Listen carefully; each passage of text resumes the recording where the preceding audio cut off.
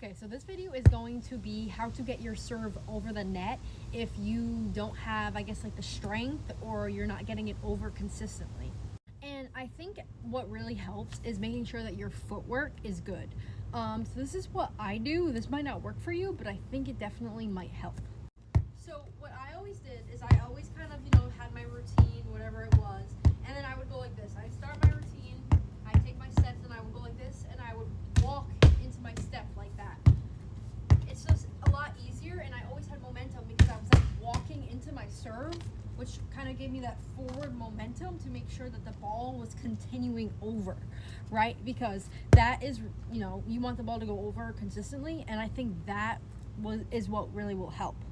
And especially when you're just standing and serving, like just going like this and standing and serving is really not, I guess, really hard, because I know some people can do it perfectly fine, but it's definitely going to be harder because you're just going like this. You're using basically all your upper body strength, right? Your strongest part is your legs, right? So making sure you're really putting in those legs, putting in those arms, you're using your core, right? And that's why I think it's easier to walk into your serve, because you're just going like this, and now you're walking into it. You're using your legs, you're using your momentum, and it's going to help the ball continue, over the net. And I just think that would be easier. So if you want to try that first, I think that would definitely help, and I think it would also just be easier on your body.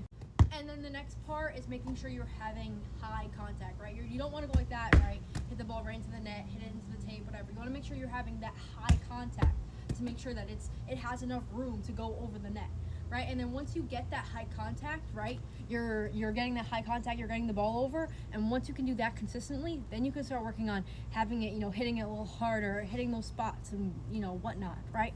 That is what's going to help you, and I think that the points that I just hit are going to really help you, and I think that you should try that.